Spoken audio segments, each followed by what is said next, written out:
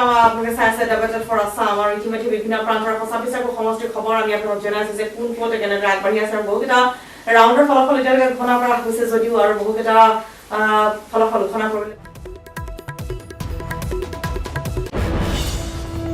সকলো খবৰ আহি আছে আমাৰ বহু সাংবাদিকে বিভিন্ন সমষ্টিৰ পৰা 126টা সমষ্টিৰ তথ্য আজি পুৱাৰে পৰা আমাক দি আছে আৰু ইতিমধ্যে কোন সমষ্টিত কোন অগ্ৰগতি হৈছে কোনে ক'ত পিছ পৰি আছে আৰু কিমান সময়ৰ পিছত ফলাফল ওলাব আসল ট্ৰেণ্ডটো কোনফালে গৈছে বা মিত্ৰজোঁট মহাজোঁটৰ চৰকাৰ গঠনৰ এতিয়া কুচকৰাজ কোনে কেনেকৈ চলাব সেই সকলো তথ্য আহিব এই ক্ষেত্ৰত মই দৰ্শকসকলক এটা কথা কৈ থওঁ যে ডক্টৰ পদুম্য গোস্বামী আছে আপোনাকো কৈ থওঁ যে আজি এই বিপৰ্যয়ৰ সময়ত মহাজোঁটৰ বা এনেকুৱা এটা ৰিজাল্টৰ সময়ত আজি আচলতে আমি কংগ্ৰেছৰ মতামত আমাক লাগিছিল কিন্তু হঠাৎ তেওঁলোকে কালি ৰাতি সিদ্ধান্ত ল'লে যে সেইকাৰণে দৰ্শকক কৈ থওঁ তেওঁলোকে ক'ব যে কংগ্ৰেছৰ মানুহ কিয় নাই আমি জনাব খুজিছোঁ যে কংগ্ৰেছে কালি ৰাতিৰ ভিতৰত সিদ্ধান্ত ল'লে যে কোভিড পৰিস্থিতিৰ বাবে কোভিড প্ৰট'কল মানিবৰ বাবে তেওঁলোকে কোনো চেনেললৈ কোনো সংবাদ প্ৰতিষ্ঠানলৈ পেনেলিষ্ট নপঠায় যি কাৰণে আজি তেওঁলোক আমাৰ মাজত নাই হয়তো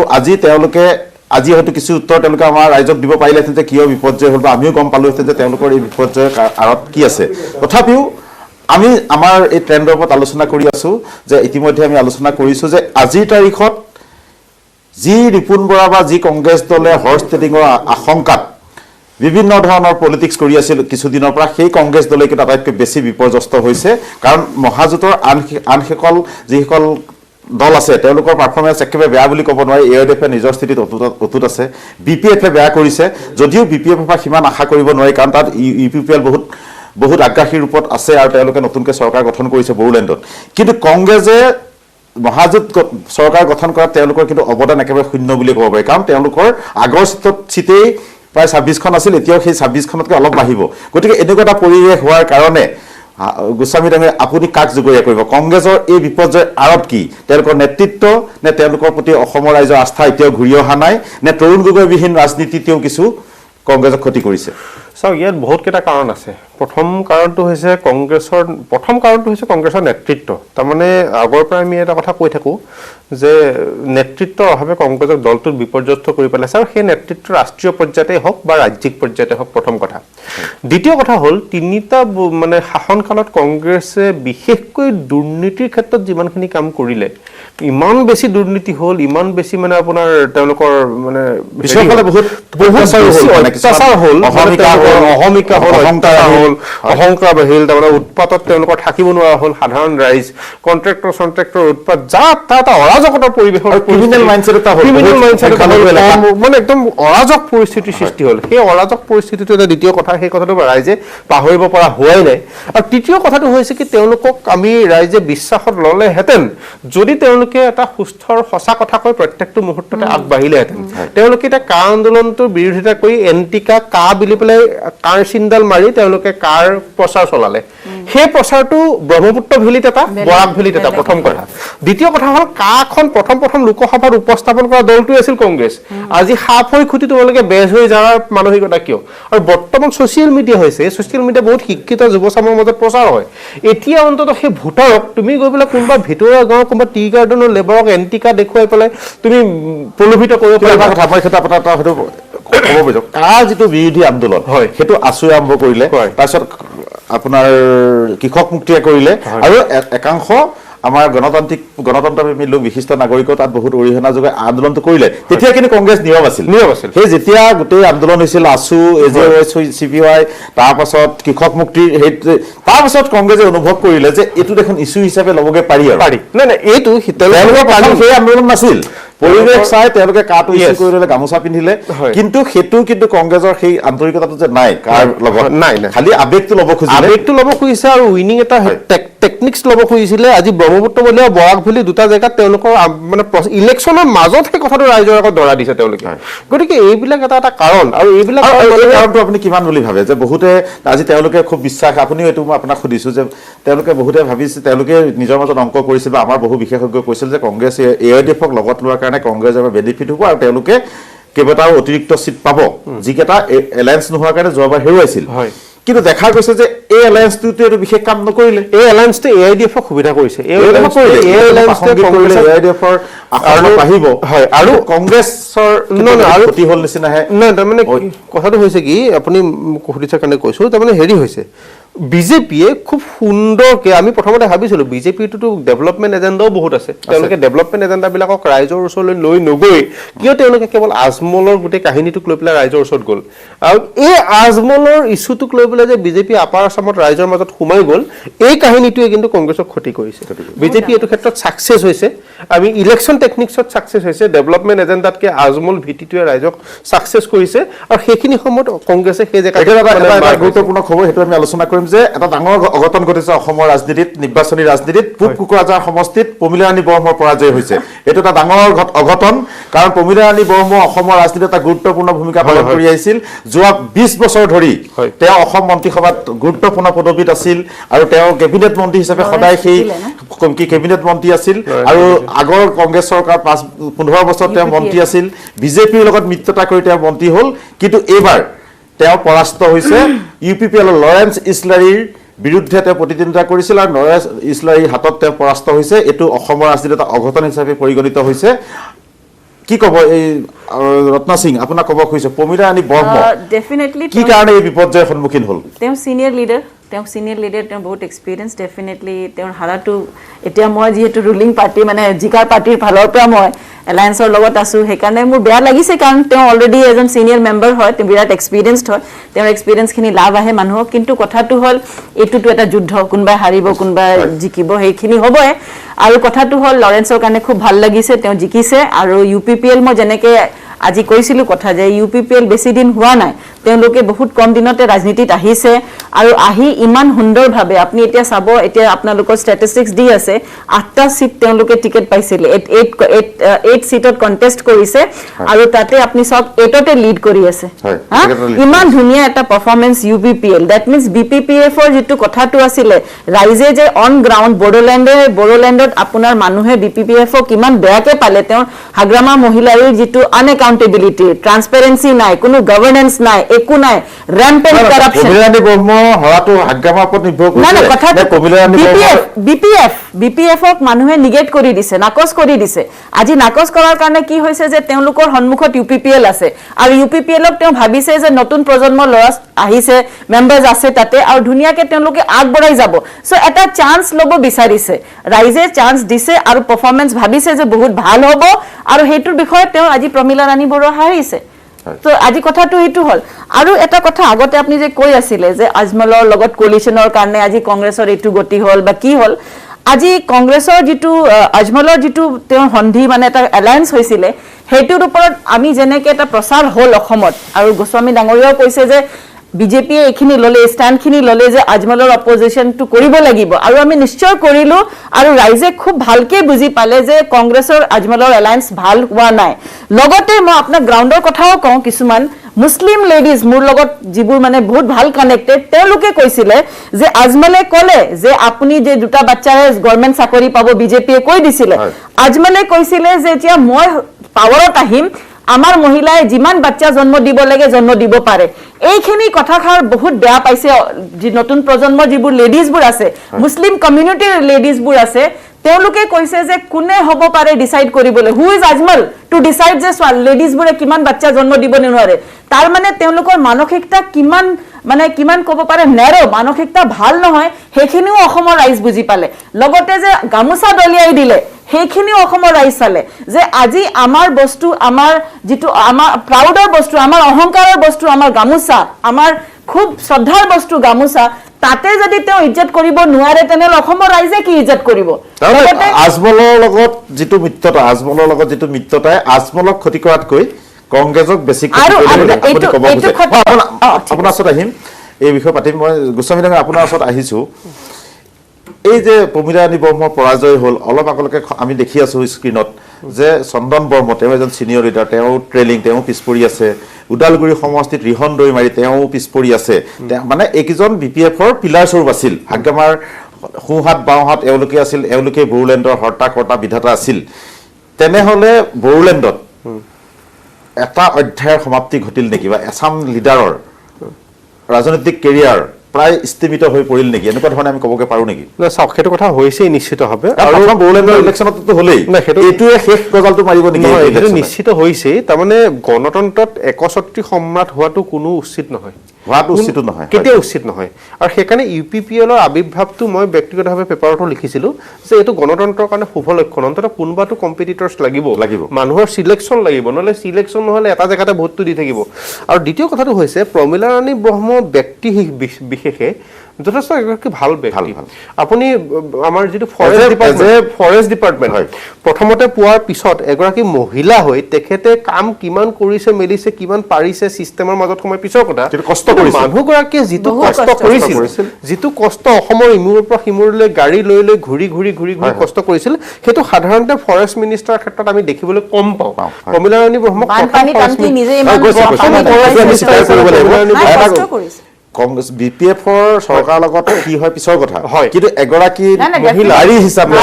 এগৰাকী কেণ্ডিডেট হিচাপে প্ৰমীলা ৰাণী ব্ৰহ্মক কিন্তু লাগিছিল বা তেওঁক অসমৰ ৰাইজে বা বিধানসভাখনে মিছ কৰিব কিন্তু সেইটো ঠিক আৰু এইখিনিতে আৰু এটা কথাও আছে যে আমি কিছুমান ক্ষেত্ৰত নৱপ্ৰজন্মকো এৰি দিব লাগে যে অকল ময়ে সকলোৰ পৈতৃক সম্পত্তি হিচাপে চিটটো চলাই থাকিম আজি ইমান দিন কৰিলে লৰেন্সৰ নিচিনা নতুন প্ৰজন্মক চিট এটা এৰি তেওঁৰ পাৰফৰ্মেন্সটো চাব লাগে আমি আৰু এগৰাকী প্ৰমীলা ৰাণী ব্ৰহ্মক সৃষ্টি কৰিব পাৰোঁ চাব লাগে অসমৰ ৰাজনীতিত সেইটো এটা কথা থাকে গতিকে প্ৰমীলা ৰাণী ব্ৰহ্ম ব্যক্তি হিচাপে মই নকওঁ যে তেখেত আজি হাৰিছে তেখেত হয়তো দলক লৈ হাৰিছে বা BPFক লৈ মানুহৰ যিটো আহিছে সেই বিভিন্ন আৰু আজিকালি ইলেকশ্যনটো সাধাৰণতে কি হয় ইস্যু বা ব্যক্তি বিশেষক লৈ ইলেকশ্যন নাথাকে ইলেকশ্যন এটা দল আৰু জনগাঁথনিৰ ওপৰত ভিত্তি কৰি কথা দল আৰু জনগাঁথনিয়ে য'ত আপোনাক সুবিধা কৰি দিছে ততেই প্ৰাৰ্থী যিকোনো এজন প্ৰাৰ্থী জিকি আহিছে আৰু দল আৰু এতিয়া আপুনি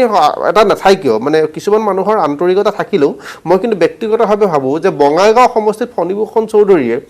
বছৰৰ পিছত বছৰ ধৰি জিকি আছে সেইটো বিকজ অফ কানেকশ্যন এইটো কথাটো হৈছে কি তেখেততকৈ যোগ্য মানুহ বহুত আছে যিয়ে বহুত ভাল আজি মূল্য বৃদ্ধি গোটেই বজাৰৰ মানুহক জুৰুলা কৰি শেষ কৰি পেলাইছে এজন মন্ত্ৰী হিচাপে তেখেতৰ বহুত সমালোচনাৰ সন্মুখীন হৈছে এজন মন্ত্ৰী হিচাপে তেখেতৰ পাৰফৰ্মেন্সটো আমাৰ চকুৰ আগত সকলোৰে আগত আছে গতিকে তাৰ পিছতো তেনেকুৱা এজন ব্যক্তিয়ে সমষ্টিত কি কৰিছে নকৰিছে নাজানো প্ৰত্যেকবাৰে জিকি আহি আছে আচলতে এই কথাবিলাক অলপ সলনি হ'ব লাগে এইবিলাকে চলি থাকিব লগত সম্পৰ্ক থাকিল দেখি মই জিকি থাকিম ডিপাৰ্টমেণ্ট যি হওক বেলেগ মানে চৰকাৰত মই কি কৰিছে এইটো কথাও হ'ব নোৱাৰে এটা সমষ্টি কোনো এজন প্ৰাৰ্থী এটা সমষ্টি মানুহ নাথাকে দেই তেওঁ যেতিয়া জিকি আহে তেওঁ বুলিয়ে নহয় যিকোনো এজন প্ৰাৰ্থী যেতিয়া মন্ত্ৰী হয় বিধায়ক হয় তেওঁ সমষ্টিৰ উপৰি কিন্তু ৰাজ্যখনৰ প্ৰতিনিধি হৈ পৰে তেওঁলোকে বিধান বনায় আজি লোকসভা কওক ৰাজ্যসভা কওক আমাৰ বিধানসভা কওক এই যিসকল প্ৰাৰ্থী চিলেক্ট হৈ আহে তেওঁলোকে বিধান বনায় তেওঁলোকে ৰাইজৰ বিধান চলে তেওঁলোকৰ ৰেছপনচিবিলিটি অকল সমষ্টিটোৰ ভিতৰতে গণ্ডিৰ ভিতৰতে আবদ্ধ হৈ নাথাকে তেওঁলোকৰ সমষ্টিৰ প্ৰত্যেকজন ৰাজ্যৰ যাম আমি এই মুহূৰ্তত জ্যোতিৰ্ময় চক্ৰৱৰ্তী আছে ধুবুৰীৰ পৰা জ্যোতিৰ্ময় আপোনাৰ হাতত কেইটামান শেহতীয়া খবৰ আহি পৰিছে জ্যোতিৰ্ময় আপোনাৰ পৰা জানিব বিচাৰিছো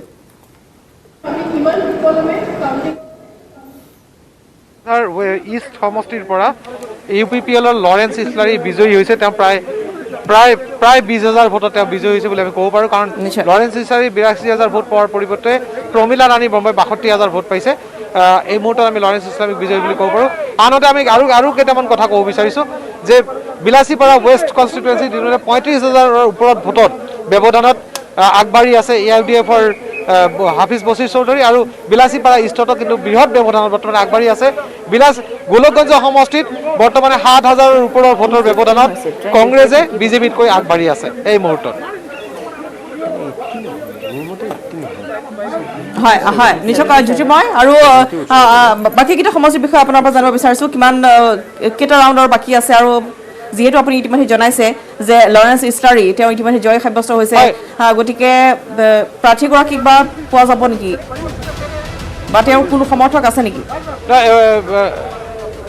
ৰশ্মিতা এইবাৰ কোভিড প্ৰটকলৰ কাৰণে আচলতে সমৰ্থক বা প্ৰাৰ্থী কাউকে তেনেকুৱা আহিবলৈ দিয়া হোৱা নাই ভিতৰত যিখিনি পলিং এজেণ্ট কাউণ্টিং এজেণ্ট আছে তেওঁলোকে ভিতৰতে সকলোৱে ব্যস্ত আছে আৰু বৰ্তমানে যিখিনি মানে যিকেইটা ৰাউণ্ড বৰ্তমানে চলি আছে সেই ৰাউণ্ডকেইটা কিন্তু প্ৰায় নিৰ্ণায়ক ভূমিকা বৰ্তমানে গ্ৰহণ কৰি আছে প্ৰায় প্ৰতিটো সমষ্টিৰ কাৰণে কোন বিজয়ী হ'ব আৰু এটা দুটা ৰাউণ্ডৰ ভিতৰতে কিন্তু সেই ছবিখন স্পষ্ট হৈ উঠিব ধন্যবাদ জনাইছোঁ জ্যোতিৰ্ময় আৰু ইতিমধ্যে সেই আনুষ্ঠানিক ঘোষণা অৰ্থাৎ বৰ্তমান যি শেহতীয়া খবৰ ইতিমধ্যে আমি জনাইছোঁ অৰ্থাৎ দক্ষিণ শালমৰ খবৰ অসীম আমি জনাইছিলোঁ আৰু এই মুহূৰ্তৰ সেয়া খবৰ এতিয়া এই মুহূৰ্তত আমাৰ লোৱাৰ আছামৰ দুটা সমষ্টিৰ খবৰ আহিছে সম্পূৰ্ণ ফলাফল ওলাইছে যে ৱাজেদ আলী চৌধুৰী জয়ী হৈছে আৰু প্ৰমীলা ৰাণী ব্ৰহ্ম পৰাস্ত হৈছে এই দুটা আচলতে এটা এই মুহূৰ্তত দুজন গুৰুত্বপূৰ্ণ প্ৰাৰ্থী জয় পৰাজয় হৈছে আমি তাৰ মাজে মাজে আলোচনা কৰি আছোঁ, আমাক খবৰ দি আছে, আমি আলোচনা কৰি আছোঁ। আৰু আজি ইলেকশ্যন কমিশ্যনে কালি কৈছে যে আমাৰ সম্পূৰ্ণ ফলাফল ওলাওঁতে কিছু পলম হ'ব আগৰবাৰতকৈ, কিয়নো এইবাৰ টেবুলৰ সংখ্যা কমিছে, EVM-ৰ সংখ্যা বাঢ়িছে। কাৰণ EVM-ৰ সংখ্যা বাঢ়িছে মানে কি, ভোট কেন্দ্ৰৰ সংখ্যা এইবাৰ বাঢ়িছে, গতিকে EVM-ৰ সংখ্যাও বাঢ়িছে, তাৰোপৰি টেবুলৰ সংখ্যা কমিছে। তাৰোপৰি কিছুমান কোভিড প্ৰট'কল মেইনটেইন কৰাৰ কাৰণে কিছু পলমকৈও ভোট কাউণ্টিং হৈছে। আৰু তাৰোপৰি হৈছে এইবাৰ বোলে বৃহৎ সংখ্যক বেলট ভোট আহিছে, গতিকে বেলট ভোটবিলাক লিষ্টেড কৰি সেইবিলাক কাউণ্টিং কৰোঁতে অলপ সময় গৈছে। তথাপিও তেওঁলোকে এটা কৈছে যে মানুহ অধৈৰ্য হ'ব নালাগে, প্ৰাৰ্থীসকল দলসকলক অনুৰোধ জনাইছে অধৈৰ্য হ'ব নালাগে, অলপ দেৰি হ'বই। হয়তো সেই দেৰিটো তেওঁলোকে নিৰ্ধাৰণ কৰি দিয়া নাই। আৰু এটা কথা কৈ থৈছে তেওঁলোকে ইলেকশ্যন কমিশ্যনৰ ফালৰ পৰা যে মিনিমাম 10টাৰ পৰা মেক্সিমাম 33টা ৰাউণ্ডলৈকে কাউণ্টিং হ'ব সমষ্টিবিলাকত। ক'ৰবাত হয়তো 10 ৰাউণ্ডতে সমাপ্ত হ'ব, এতিয়া হয়তো চাগৈ কোকৰাঝাৰ 10 ৰাউণ্ডতে সমাপ্ত হৈছে, বা দক্ষিণ শালমাৰো তেনেকুৱা হৈছে। এতিয়া কিছুমান ডাঙৰ ডাঙৰ সমষ্টি আছে, আজি আমাৰ দিছপুৰ সমষ্টি হওক বা জালুকবাৰী সমষ্টি হওক বা পশ্চিম গুৱাহাটী, এনেকুৱা সমষ্টিবিলাক হয়তো 30ৰ পৰা 33 ৰাউণ্ডলৈকে কাউণ্টিং হ'ব। গতিকে সেই সমষ্টিবিলাকৰ ফলাফল ওলাওঁতে, সম্পূৰ্ণ ফলাফল ওলাওঁতে, ট্ৰেণ্ডিংটো আমি গম পাম, কিন্তু সম্পূৰ্ণ ফলাফল ওলাওঁতে হয়তো আমাৰ নিশা হ'বগৈ। কিন্তু তেতিয়ালৈকে কিন্তু চৰকাৰ কোনে গঠন কৰিব, কি হ'ব, সেই ধৰণৰ খবৰখিনি আমি পাম। গতিকে আমি দৰ্শকসকলক সকলো তথ্য জনাই থাকিম। এতিয়া আমি আকৌ আহিছোঁ, আচলতে আজি গোটেই ডিছকাশ্যনৰ বিষয়টো হৈছে কংগ্ৰেছ আৰু আঞ্চলিকতাবাদ। বিজেপিয়ে নিজৰ স্থিতিত অটুট আছে, তেওঁলোকে কোৱা কথাবিলাক সত্য প্ৰমাণিত হৈছে। কাৰণ তেওঁলোকে যিমান আসন কৈছিলে, গোস্বামী ডাঙৰীয়াই যিমান আসন কৈছিল সিমান আসন পাবগৈ। আৰু এজিপিও এটা সন্তোষজনক পজিশ্যনত আছে, কাৰণ তেওঁলোকক হাঁহিব লগাও নাই, তেওঁলোকক খুব উঠাব লগাও কথা নাই, কিন্তু তেওঁলোকে নিজৰ স্থিতিত ৰাখি হয়তো তেওঁলোকৰ প্ৰয়োজনীয় আসনকেইখন আনিব। UPPLতো ভাল ফলাফল দিবলৈ গৈ আছে। কিন্তু এই মুহূৰ্তত আটাইতকৈ ডাঙৰ প্ৰশ্নটো হ'ল অসমৰ ৰাজনীতিৰ বাবে আজিৰ দিনটোৰ পৰা 2 মে'ৰ পৰা ডাঙৰ পইণ্টটো হ'ব যে কংগ্ৰেছ অসমত আৰু কিমান প্ৰাসংগিক হৈ থাকিব, নে কেইখনমান চিটত আবদ্ধ হৈ থাকিব, ভাগ্যমা মহিলাই আৰু কিমান দিন ৰাজনীতিত থাকিব পাৰিব, বা তেওঁক আৰু সঁচাকৈ গ্ৰহণযোগ্যতা থাকিব নে নাথাকেগৈ, আৰু আঞ্চলিকতাবাদ কিমান অসমত প্ৰাসংগিক হৈ থাকিব। এই আজি 2 মে'টোৱে হয়তো এই 3টা বিষয়ে আমাক আলোচনাৰ মাজলৈ আনিব, আৰু এইকেইটাই হয়তো অসমৰ ৰাজনীতি চৰ্চা হ'ব। এতিয়া আজিৰ পিছতো যদি কংগ্ৰেছৰ উত্থান নহয়, তেনেহ'লে কংগ্ৰেছৰ উত্থান আৰু অসমত হ'ব বুলি আশা কৰিব পাৰি নেকি? কাৰণ তেওঁলোকৰ শেষ আশ্ৰয় আছিল UDF, তেওঁকো লগত ল'লে, BPFকো ল'লে। গতিকে ইয়াৰ পাছত কংগ্ৰেছ উদ্ধাৰ অভিযান কেনেকৈ কৰিব পাৰিব তেওঁলোকে, বা সেই অপশ্যন শেষ হৈ যাব নেকি? চাওক, গণতন্ত্ৰত কোনো এটা বস্তু স্থায়ী নহয়, আৰু স্থায়ী হোৱাটো উচিতো নহয়। মানে গণতন্ত্ৰত সদায় পৰিৱৰ্তনটো আৱশ্যম্ভাৱী। এতিয়া কথাটো হৈছে কি, এই কংগ্ৰেছৰ 3টা শাসনকালত তেখেতলোকে যিখিনি ভুল কৰিলে, সেই ভুলখিনি শুধৰোৱাৰ এটা সময়, 5 বছৰ এটা সময় হ'ল। এই বছৰো যদি আহে বিজেপি নেতৃত্বাধীন চৰকাৰখন, গতিকে তেওঁলোকে মোটামুটি এটা 10 বছৰ সময় পাব, আৰু তেওঁলোকে নিজকে ইন্ট্ৰস্পেক্ট মানে আত্মবিশ্লেষণ কৰিবলৈ এটা সময় পাব যে তেওঁলোকৰ ভুল ক'ত। সেই ভুলখিনি প্ৰপাৰলি আত্মবিশ্লেষণ কৰি যদি তেওঁলোকে শুদ্ধ পথত, শুদ্ধ নেতৃত্বত আকৌ ৰাইজৰ মাজলৈ আহে, ডেফিনেটলি ৰাইজৰ মাজত গ্ৰহণযোগ্যতা আহিব, নাহিব বুলি নকওঁ, আহিব ডেফিনেটলি। বহুত কষ্ট হ'ব, কাৰণ এইবাৰে তেওঁলোকে কিন্তু তেওঁলোকে কিছুমান বস্তু নিজৰ মাজত সংশোধন কৰিব লাগিব। প্ৰথম সংশোধন কৰিব লাগিব তেওঁলোকৰ নেতৃত্বৰ, মানে হ'ল কি, এই আজি এটা কথা, কাইলৈ এটা কথা, বেলেগ এটা কথা। এতিয়া বিজেপিক আপুনি হাজাৰ গালি দিলেও কা আন্দোলনৰ পিছতো বিজেপিয়ে ইলেকশ্যন মেনিফেষ্টোত কা আনিম বুলিয়ে লিখিছে, আৰু যি স্থিতি সেইটো ভয় খাই বেলেগ এটা কথা কোৱা নাই। কংগ্ৰেছে কিন্তু মানুহ চাই কথা বেলেগ কয়। ব্ৰহ্মপুত্ৰ লক্ষ্য কৰিব, এই ইলেকশ্যনৰ আগে বাৰু প্ৰদ্যুৎ বৰদলৈ, দেৱব্ৰত শইকীয়া, ৰকিবুল হুছেইন, নিপুণ বৰা বহি 2-4খন প্ৰেছ মিট দিলে, এটা ঐক্যবদ্ধ দেখুৱালে। তাৰ আগলৈকে কিন্তু আমি লক্ষ্য কৰি আছো, আজি এদিন দেৱব্ৰত শইকীয়া প্ৰেছ মিট দিব, কিবা এটা কথা ক'লে, এদিন প্ৰদ্যুৎ বৰদলৈ নিজে বহি কিবা এষাৰ ক'লে, এদিন ৰকিবুল হুছেইনে বহি কিবা এষাৰ ক'লে, নিপুণ বৰাই ক'লে, তাৰ উপৰি দলীয় নেতা কেইজনমান আছে, তেওঁলোকে কয়। তাৰমানে ঐক্যবদ্ধভাৱে কিন্তু তেওঁলোকে কথাবিলাক নকয়, সকলোৱে ইণ্ডিভিজুৱেল পইণ্ট এটা ল'ব, ইণ্ডিভিজুৱেল গ্ৰুপ এটা বনাই লৈ পেলাই কথাখিনি কৈ থাকে, আৰু সেইমতে দলটো চলি আছিল। গৌৰৱ গগৈটো অলপ আকৰ্ষণ কৰি আছিলে তাৰ আগলৈকে। এই ইলেকশ্যনৰ সময়ত যেতিয়া কিছুমান কথা ওলাল যে দলীয় নেতৃত্বৰ মাজত বিভাজন আছে, তেওঁলোকৰ 4টা লবি আছে, সেই তেতিয়া তেওঁলোকে অনুভৱ কৰিলে, যেতিয়া মিডিয়াত কথাবিলাক ওলাল, তেতিয়া ভাবিছে নাই, অলপ দিন লগ খাই দিয়াটো ভাল, নহ'লে গতিকে এনেকুৱা এটা পৰিৱেশ কিন্তু তেওঁলোকে সৃষ্টি কৰি থকা নহয়, যিটো আমি বিজেপিৰ ক্ষেত্ৰত দেখা নাছিলোঁ বা AGPৰ ক্ষেত্ৰতো দেখা নাছিলোঁ, এক্সেপ্ট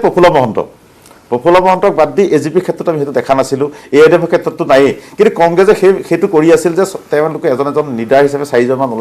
ওলাই এটা শিবিৰৰ বিভাজন হৈছিল। এইটোৱে ক্ষতি কৰিছে নেকি, কি বুলি ভাবে আপোনালোকে? আপুনি কওক, আপোনাক সুধিছো যিহেতু আপুনি কোনোবা সময় নিৰপেক্ষ মানুহ হিচাপে কওক, ডেফিনেটলি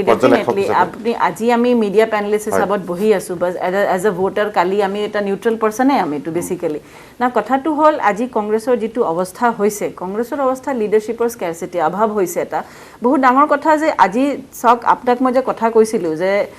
ৰাজীৱ ভৱনত প্ৰেছ কনফাৰেন্সৰ যিটো মই কথা কৈছিলোঁ যে ৰিপুণ বৰা বহিছিলে, গৌৰৱ গগৈ বহিছিলে, মাইকটো অন হৈ গৈছিলে, তাৰপিছত ৰিপুণ বৰাই কিবা কমেণ্ট দিছিলে যে হ'ব একো নাই পলিটিক্সৰ কথা, সেইখিনি ডাঙৰ বস্তু না। আজি আপুনি কিমান ট্ৰু, আজি এনেকুৱা বস্তু আপুনি বিজেপিত বিচাৰি নাপাব। আজি আপুনি যিমানে হওক, যিমানে কষ্ট হওক, আজি আমাৰ বেংগলত আজি কষ্ট হৈছে, আজি ন' ডাউট আমি ছিংগল ডিজিটৰ পৰা 2টা ডিজিট গৈছোঁ, বহুত কষ্ট কৰিছোঁ, কিন্তু বিজেপি জানে আজি মই ইনভলভ হৈ আছোঁ বা বহুত বছৰ ফাৰ্ষ্ট ভোটে বিজেপিক দিছোঁ, মেম্বাৰশ্বিপ এটা আছে ডেফিনেটলি। কিন্তু যদি মই নিউট্ৰেল পাৰ্চনো যদি হওঁ, মই এপ্ৰিচিয়েট কৰিব লাগিব যে বিজেপি পাৰ্টিত বহুত ডিচিপ্লিন আছে, বহুত প্লানিং আছে, কিন্তু আজি সেই ডিচিপ্লিনৰ কাৰণেহেতো চব মেম্বাৰ ভালকে চলি আছে। আজি আমি যেনেকে আপুনি মোক এটা কথা সুধিছিলে, সেইটো ডিছকাশ্যন অধুৰীয়াই থাকি গ'ল যে আজি আপোনালোকৰ হিমন্ত বিশ্ব শৰ্মা নে সৰ্বানন্দ সোণোৱাল কোন হ'ব, কেনেকুৱা হ'ব, চলি আছিলে। মই আপোনাক কথাটো কৈছোঁ, আজি নিজে হিমন্ত বিশ্ব শৰ্মা আগভাগ লৈ গৈ মেলি কেম্পেইনিং কৰা নাই, সেইবোৰ চব ষ্ট্ৰেটেজি চেণ্ট্ৰেলৰ পৰা আহিছিলে, চব চক আউট হৈছিলে। পাৰ্লিয়ামেণ্টাৰী বৰ্ড বহে, তাতে পাৰ্লিয়ামেণ্টাৰী বৰ্ডৰ যিবোৰ মেম্বাৰ্ছ আছে তাতে তেওঁলোক বহে, তেওঁলোকে চক আউট কৰে কোনে ক'ত কেনেকে কেম্পেইনিং হ'ব, কি চলাব। নিজে নিজে আজি হিমন্ত বিশ্ব শৰ্মাৰ নিজৰ মন হৈ গ'ল, সৰ্বানন্দ সোণোৱালৰ মন গ'ল গুচি গ'ল, বা এজিপি কাৰোবাৰ মন হৈ গ'ল গুচি গ'ল, সেনেকুৱা নাই। যেতিয়া আপুনি এলায়েন্স কৰিছে বিজেপিৰ লগত, বিজেপিৰ ষ্ট্ৰেটেজি চেণ্ট্ৰেল কমিটিৰ পৰা এটা ডিচেণ্ট্ৰেলাইজ হয়, আৰু আমি সেইখিনি মানুহ, সেইখিনি ডেমক্ৰেচি আছে। কিন্তু কংগ্ৰেছত ডেমক্ৰেচি ষ্টাৰ্টিঙতো নাই, গান্ধী ফেমিলিৰ টোটেলি কণ্ট্ৰলত আছে, তেওঁলোকে কোনো ডিচেণ্ট্ৰেলাইজ নকৰে। ডিচেণ্ট্ৰেলাইজৰ অভাৱত কি হৈছে, এতিয়া অসমত সব নেতা নিজকে নেতা বুলি কৈ আছে, লিডাৰ হৈ গ'ল, সব প্ৰেচিডেণ্ট হৈ গৈছে। আজি ৰিপুণ বৰাক কোনে তল পেলাব পাৰে, দেৱব্ৰত শইকীয়া কোনে তল পেলাব পাৰে, আজি প্ৰদ্যুৎ বৰদলৈ কোনে তল পেলাব পাৰে। চ' হু ইজ দ্য বেষ্ট? এই বেষ্টৰ মাজত যিটো কাজিয়া হৈছে, জাগলিং হৈ আছে, সেই জাগলিঙৰ যিটো বল যিটো হৈ আছে, বলটো কোনো ৰখাবই নোৱাৰিলে, আৰু এইটো ডিবেকেল এটা হৈ গ'ল। চ' ডাঙৰ কথা হৈছে আজি স্কেৰচিটি, নাটনি, যিটো লিডাৰশ্বিপ আপুনি নিজে চালে যে আজি 2 মাহৰ আগত আপোনাৰ গ্ৰুপ 23 হৈছিলে জম্মু কাশ্মীৰ। আৰু এটা খবৰ দি লওঁ যে গোলাঘাটত, নিশ্চয় এটা ব্ৰেকিং নিউজ আহি পৰিছে, গোলাঘাটত অজন্তা নেওগৰ জয়লাভ হৈছে। যে অজন্তা নেওগ সঁচাকৈ সৌভাগ্যৱান যে তেওঁ, যদিও তেওঁৰ এই সিদ্ধান্ত বহুতে ভুল বুলি কৈছিল বা তেওঁ বিভিন্ন পক্ষৰ সমালোচনাৰ সন্মুখীন হৈছিল, কিন্তু তেওঁ বিতুপন শইকীয়াক অৱশেষত পৰাস্ত কৰি জয়লাভ কৰিছে। কিমান ভোটত জয়লাভ কৰিছে সেইটো আহিব কিছু সময় তথ্য, কিন্তু এটা কথা ঠিক যে গোলাঘাটত অজন্তা নেওগৰ জয়লাভ অসমৰ ৰাজনীতিৰ বাবে এটা নতুন খবৰ, কাৰণ তেওঁ কিছুদিনৰ আগতেহে বিজেপিত যোগদান কৰিছিল, আৰু বিজেপিত যোগদান কৰি এটা টিকট লাভ কৰিছিল, টিকট লাভ কৰি আজি তৃতীয়গৰাকী প্ৰাৰ্থী তেওঁ জয় সাব্যস্ত কৰিছে। গতিকে এইটো এটা অসমৰ ৰাজনীতিৰ পৰা ডাঙৰ খবৰ। তেওঁ অজন্তা নেওগ যদি তেওঁ কংগ্ৰেছতে আছিলে, তাৰপিছত বিজেপিত আহিছে, ডেফিনেটলি কামবোৰ তেওঁ কৰিছে, কিন্তু গোলাঘাটত যেতিয়া মই নিজে গৈছো, ৰাস্তা দেখিছো, ইমান ধুনীয়াকে বনাইছে, কাম কৰিছে লেডিগৰাকী তেওঁ বহুত এজ এ পাৰ্চন, যেনেকে আমি প্ৰমীলা ৰাণী ব্ৰহ্মৰ কথা পাতিছো, অজন্তা নেওগ সঁচাকে কাম কৰিছে। আজি যিহেতু মোৰ পাৰ্টিত আছে, ডেফিনেটলি মই প্ৰেজ কৰিম, যদি বেলেগ পাৰ্টিটো হ'লেহেঁতেন মই প্ৰেজ কৰিলোহেঁতেন। সেইখিনি আমাৰ বিজেপিৰ জানে আমাক শিকায়, আজি আমাৰ ডিচিপ্লিনটো আমাক শিকায় দেট উই প্ৰেজ এভৰিৱান। কথাটো হ'ল তেওঁ ভাল কাম কৰিছিলে। আচ্ছা, আমি আগত কথা পাতিছিলোঁ যে নাটনি যিটো অভাৱ হৈছে লিডাৰশ্বিপ, আপুনি 2 মাহ আগৰ কথা দেখিছে যে কংগ্ৰেছৰ G23 হৈছিলে, আপোনাৰ আনন্দ শৰ্মা, তাৰপিছত আপোনাৰ গোলাম নবী আজাদ জম্মু কাশ্মীৰত গৈ মেলি বেলেগ এটা পাৰ্টি বনাবলৈ চেষ্টা কৰিছিলে, বা তেওঁলোকে আপোজ কৰিছিলে গান্ধী ফেমিলিৰ, ৰাহুল গান্ধী, সোনিয়া গান্ধীৰ ষ্ট্ৰেটেজিবোৰত আপোজ কৰিছিলে। ডেট মিনছ কি এটা লিডাৰশ্বিপৰ এগেইনষ্ট হৈছিলে। সেই বস্তুখিনি এভৰিৱেৰ এক্সিষ্টিং হৈ আছে, অসমতো আছে, এভৰিৱেৰ আছে। আজি ৰাজস্থানত গেহলট ষ্ট্ৰং আছে, সেইকাৰণে তাতে আপুনি গম নাপায়। আজি অমৰিন্দৰ সিং ষ্ট্ৰং আছে, সেইখিনি গম নাপায়। আজি বাঘেল ছত্তীশগড়ত ষ্ট্ৰং আছে, সেইকাৰণে আমি গম নাপাওঁ। কিন্তু অসমত সেনেকুৱা লিডাৰশ্বিপ কংগ্ৰেছত লেকিং আছিলে, অভাৱ আছিলে। আৰু ইয়াতে মই আপোনাক গেৰেণ্টি দিব পাৰোঁ যে ইয়াতে কেতিয়াও কংগ্ৰেছৰ লিডাৰশ্বিপ ৰেডি নহয়, কাৰণ ইয়াতে চব লিডাৰ। আৰু যেতিয়ালৈ মনৰ পৰা এই ভাৱটো ওলাব নহয়, তেতিয়ালৈ নোলাই নাযায় যে আমি এতিয়া পাৰ্টিৰ কাৰণে ভাবিব লাগিব, কামখিনি কৰিব লাগিব, তেতিয়ালৈ কংগ্ৰেছে ৰাইজ কৰিব নোৱাৰে। আৰু এইটো কেতিয়াও নহয়, কাৰণ ওপৰত কোনে বহি আছে? ৰাহুল গান্ধী বহি আছে। আজি ৰাহুল গান্ধীক আমি প্ৰশংসা কৰিবলৈ, যদি মই কংগ্ৰেছী, আজি মই নিজে এটা মই MSc কৰা বা PhD কৰা, মোৰ খুব এডুকেটেড বেকগ্ৰাউণ্ড, আৰু ৰাহুল গান্ধীক মই প্ৰেছ কৰিবলৈ মোৰ কি আছে ৰাহুল গান্ধী তাত যে মই প্ৰেছ কৰিম হয়, ৰাহুল গান্ধীক প্ৰশংসা কৰিব লগাকে না একো তেওঁ নাই। প্ৰেসিডেন্ট হয়। তেটো আছে তো কংগ্ৰেছৰ হেলম অফ দি এফেয়াৰত তেওঁ আছে তো আজি কংগ্ৰেছৰ কেতিয়া উন্নতি নহয় কাৰণ গান্ধী পৰিয়াল যেতিয়ালৈ কংগ্ৰেছ চলাই থাকিব বিশ্বাস কৰিব আপোনাক মই নিউট্ৰেলি কৈছো যেতিয়ালৈ ৰাহুল গান্ধী চলাই থাকিব বা প্ৰিয়ংকা গান্ধী চলাই থাকিব অসমত কি কটু লোকাল লিডাৰশিপ কিছুমান বাদ দি যেনেকৈ গেহলত অমৰিন্দৰ সিং বাঘেলক বাদ দি আপনি কটু আপনি ৰাইজিং অফ কংগ্ৰেছ নাপায় ৰিটাৰ্ণ অফ কংগ্ৰেছ নাপায় কংগ্ৰেছক ভাবিব লাগিব যে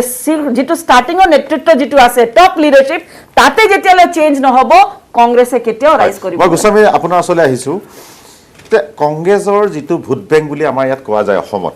যে সংখ্যালঘু লোকসকলটো ভোট বেংক হয় তাৰ উপৰিও তেওঁলোকৰ এটা ভৰসা থাকে যে টি টাইপছৰ যিখিনি শ্ৰমিক আছে বা যিখিনি ভোটাৰ আছে তেওঁলোকৰে ভৰসা সেইকাৰণে তেওঁলোকে সেই দুইটা জনগোষ্ঠীক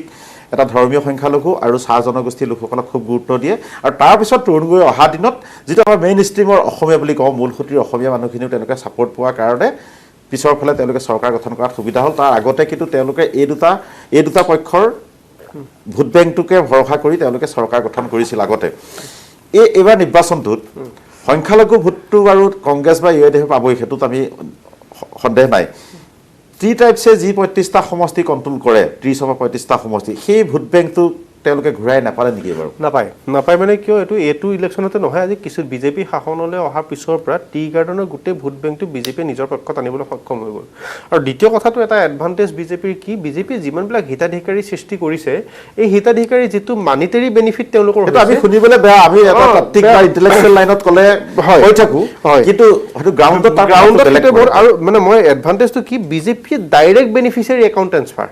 যেটো কংগ্ৰেছৰ দিনত নাছিল কংগ্ৰেছৰ দিনত মধ্যভোগী বহুত আছিল যদি 100 টকা এজন মানুহৰ নামত মানে স্যাংচন হৈছে সেই মানুহজনে গৈ হয়তো 30 টকা এটাহে পাইছিল কিন্তু বিজেপিৰ এটা ডাঙৰ বেনিফিট হৈছে কি তেওঁলোকে মাজৰ সেই মধ্যভোগী চামটো উঠাই দি পেলাই 100 টকাটোৱে মানুহজনে পোৱাটো এনচিঅৰ কৰিছে আৰু এই ধৰণৰ বেনিফিচিয়াৰী ক্ৰিয়েশ্যন বা মানিটাৰী ডাইৰেক্ট বেনিফিচিয়াৰী যেটো আমাৰ সৃষ্টি হ'ল এই সৃষ্টিটোৱে কিন্তু গোটেই টি গাৰ্ডেনৰ ভোট বেংকটো তেওঁলোকলৈ আনিবলৈ সক্ষম হ'ল আৰু তৰুণ গগৈ ডাঙৰীয়াৰ দিনত মানে শ্ৰদ্ধাৰ আমাৰ সকলোৰে শ্ৰদ্ধাৰ তেখেতৰ দিনত গোটেই মেইন ষ্ট্ৰীম অসমীয়া মানে আপোনাৰ কংগ্ৰেছৰ পক্ষত আছিল কিয় তৰুণ গগৈ এটা বিখ্যাত ডায়লগ হুইজ বদৰুদ্দিন আৰু আমাৰ অসমীয়া মেইন ষ্ট্ৰীম অসমীয়াখিনি বদৰুদ্দিন ডাঙৰীয়া তেখেতৰ দলটো গণতান্ত্ৰিকভাৱে আজি মানে এটা এফিলিয়েটেড দল তাত আমাৰ ক'বলগীয়া একো নাই কিন্তু এআইডিএফৰ সৃষ্টি আৰু উৎপত্তিটোৰ যিটো প্ৰেক্ষাপট বা অন্তৰালত সৃষ্টি হৈছিল তাত কোনোজন মেইন ষ্ট্ৰীম অসমীয়াই তাক সহজে গ্ৰহণ কৰিব নোৱাৰে গতিকে সেই বদৰুদ্দিন আজমল ডাঙৰীয়াৰ মানে চলিত এআইডিএফ দলৰ লগত কংগ্ৰেছৰ মিত্ৰতাটোৱে আমাৰ মেইন ষ্ট্ৰীম অসমীয়াৰ ছাপোৰ্টটো কংগ্ৰেছৰ পৰা বুটাবুটি অঁতৰাই আনিছে গতিকে অঁতৰাই অনাৰ ফলত এতিয়া মানে কি আমাৰ অসমীয়া মানুহখিনি এনেকুৱা এটা কথা হৈছে যেটো কথা ক'লো মানে কিবা ক'ব আমি এটি বিৰতি লৈ লৈছো আমি তাৰপিছত পুনৰ আমাৰ এই আলোচনা অব্যাহত থাকিব